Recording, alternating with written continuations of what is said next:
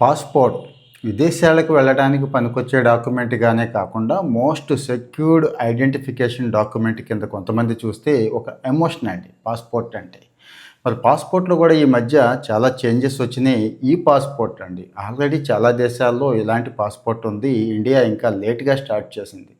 Passport services మొత్తం కూడా TCS అండి. టాటా కన్సల్టెన్సీ సర్వీసెస్ ఉంది కదా! వాళ్ళే ఈ ప్రస్తుతానికి చూస్తున్నారు. వాళ్ళే దీన్ని కూడా డెవలప్ చేసి అప్‌గ్రేడ్ చేస్తున్నారు. అంటే గవర్నమెంట్‌కి సంబంధించి ఏ బెనిఫిట్స్ ఉన్నా, ఏ స్కీమ్స్ ఉన్నా ముఖ్యమైనవన్నీ కూడా మనం షేర్ చేసుకుంటున్నాం గదండీ! ఎందుకంటే గవర్నమెంట్‌లో ఉన్నాను కాబట్టి నేనైతే కాస్త డీటెయిల్డ్‌గా మీకు అర్థమయ్యేలాగా చెప్పగలుగుతాననే ఆ కాన్ఫిడెన్స్‌తో నేను మీకు ఈ విషయాలన్నీ ఇస్తున్నాను. పాత పాస్‌పోర్ట్ ఉందండి. అందరికీ తెలిసిందే. జస్ట్ అంతా పేపర్ పాస్‌పోర్ట్. అన్నీ వెరిఫై చేసుకోవాలి. మన ఫోటో ఓపెన్ చేసి చూసుకోవాలి.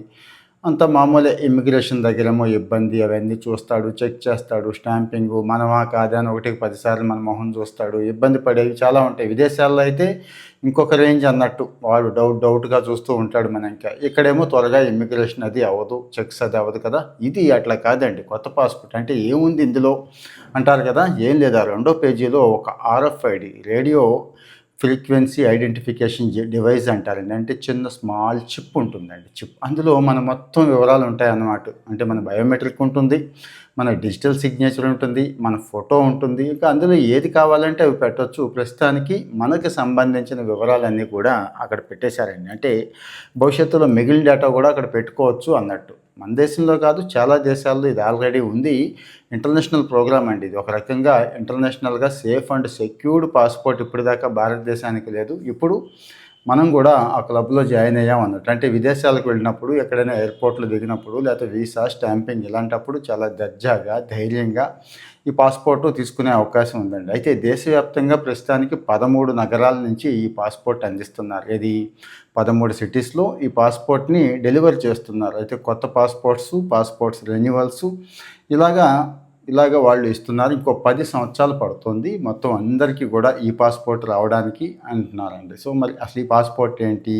ఎందుకు ఇస్తున్నారు? ఎవరు అర్హులు? ఎలా దరఖాస్తు చేసుకోవాలి? ఇవన్నీ ఉన్నాయి గదా! ఇవన్నీ కూడా వన్ బై వన్ చెప్పేసుకుందామండి. ఏం లేదు, స్పీడ్ ఇమ్మిగ్రేషన్ కావాలి. ప్రపంచ దేశాల్లో మనం కూడా గర్వంగా తలెత్తుకొని నిలబడాలి అంటే ఇలాంటి సర్వీసెస్ అవసరం కాబట్టి సో మొత్తం ఈ పాస్‌పోర్ట్‌లో ఎన్‌క్రిప్టెడ్ ఫార్మాట్ అండి. మొత్తం మన సమాచారం అంతా చాలా సేఫ్‌గా ఉంటుంది. లోపల ఆ చిప్‌లో ఉంటుందన్నట్టు. జస్ట్ అలా ట్యాప్ చేస్తే సరిపోతుంది, వెళ్ళిపోవచ్చు.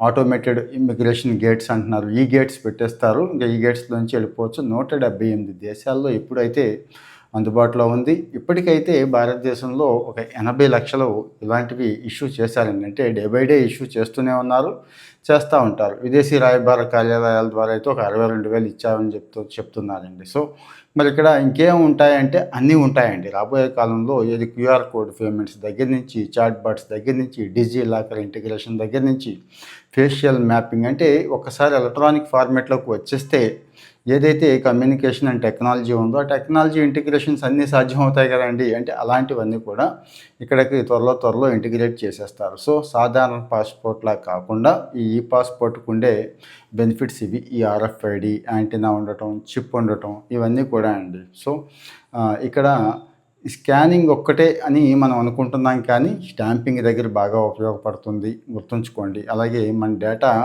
చాలా మోస్ట్ సెక్యూర్డ్‌గా ఉంటుందండి.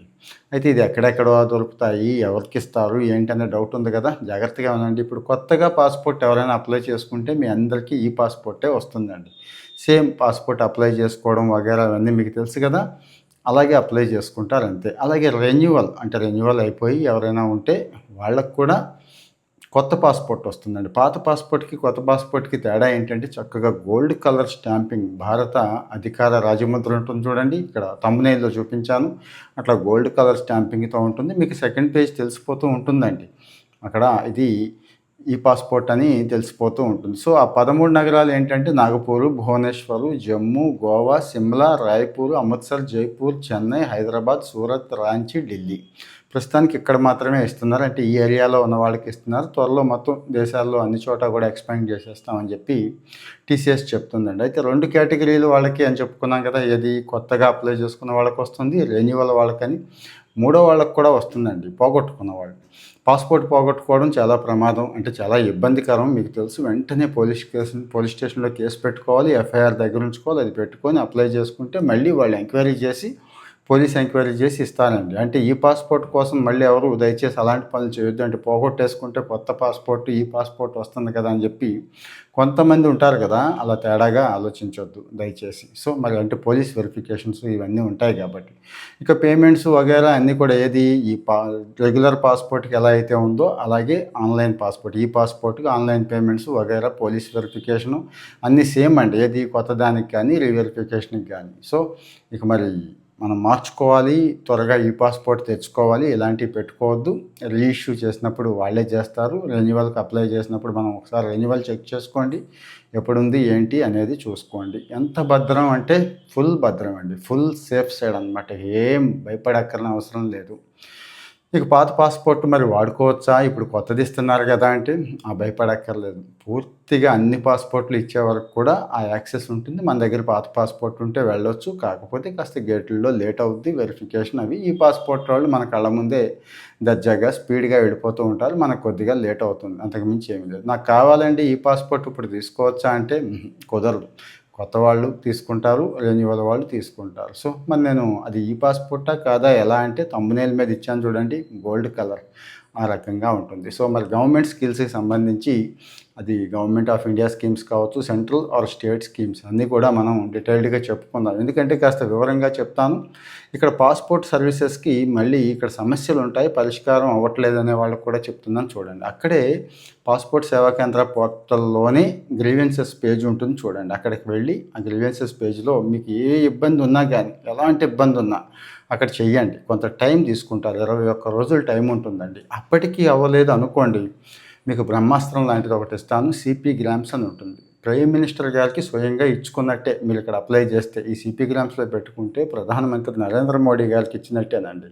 సో అంత వాల్యూ ఇస్తారు. ఎందుకంటే ఇక్కడ grievance redressal officer passport services ministry of external affairs కదా, ఒక ఆఫీసర్ని, సీనియర్ ఆఫీసర్ని అక్కడ పోస్ట్ చేశారు, అంటే డెసిగ్నేట్ చేశారు. ఆయన చూసుకుంటాడు ఈ వ్యవహారాలన్నీ. సో స్వయంగా మీరు పెట్టాక మీకు కాల్ వస్తుంది, మీ బాధ ఏంటో అడుగుతారు, ఖచ్చితంగా పరిష్కరిస్తారు. ఆ ఇబ్బంది కూడా ఏం ఉండదండి. సో ఇంకో ఇది కూడా చెప్తానండి. అంటే మనం చాలా చెప్పుకుంటున్నాం కదా పరిష్కార మార్గాలు. సోషల్ హ్యాండిల్స్ ఉన్నాయి కదా, మినిస్ట్రీ ఆఫ్ ఎక్స్టర్నల్ అఫైర్స్ వాళ్ళ సోషల్ హ్యాండిల్ ట్యాగ్ చేస్తూ, ట్విట్టర్ కానీ, ఇన్స్టాగ్రామ్ కానీ, ఫేస్బుక్ కానీ ట్యాగ్ చేస్తూ మీ గ్రీవెన్సెస్ పర్ఫెక్ట్గా, అంటే ఇక్కడ అవ్వకపోతే చేసినా కానీ చేస్తున్నారండి. ఎందుకంటే ఇండియన్ రైల్వే కూడా అంత స్పీడ్గా చేస్తుందంటే గవర్నమెంట్ ఆఫ్ ఇండియా ఇచ్చేసిందండి. ఇండియన్ రైల్వే అని ఎందుకన్నానంటే ట్రైన్ ఎక్కాక మరుగుదొడ్డి బాగాలేదు అని చెప్పి మీరు ట్విట్టర్లో రైల్వే మినిస్టర్ గారు అశ్విని వైష్ణవ్ గారిని కానీ, రైల్ ఇండియా అని ఉంటుంది ఆ హ్యాండిల్ని కానీ ట్యాగ్ చేసి పెట్టండి. వెంటనే వచ్చి ఆ టాయిలెట్ క్లీన్ చేయడం కానీ, లేకపోతే ఏమైనా వస్తువులు పోగొట్టుకున్నా కానీ, ఏదైనా ఎనీ డిస్కంఫర్ట్ చేసి పెడుతున్నారు కదా. అట్లాగే ప్రతి మినిస్ట్రీకి ఒక సోషల్ హ్యాండిల్ ఉంది, ఒక డెడికేటెడ్ టీం ఉంది. చాలా తక్కువ మందికి తెలుసు. తెలిసిన వాళ్ళు బాగానే ఆ పని చేయించేసుకుంటున్నారు, బాగానే పని అయిపోతుంది. మీకు తెలియదని చెప్పి సమాచారం చెప్తున్నా. సో మనం స్కీమ్స్ చెప్పుకుందాం, ఆ స్కీమ్స్లో ఎలా పొందాలో చెప్పుకుందాం, అక్కడ వచ్చే సమస్యలు చెప్పుకుందాం, అక్కడ పరిష్కారాలు కూడా చెప్పుకుందాం. మరి మీకు ఎలా అనిపించిందో కామెంట్లో చెప్తూ, బాగుంటే దయచేసి మీ వాళ్ళకి షేర్ చేయండి, లేకపోతే కనీసం ఒక లైక్ అయినా చెప్పండి.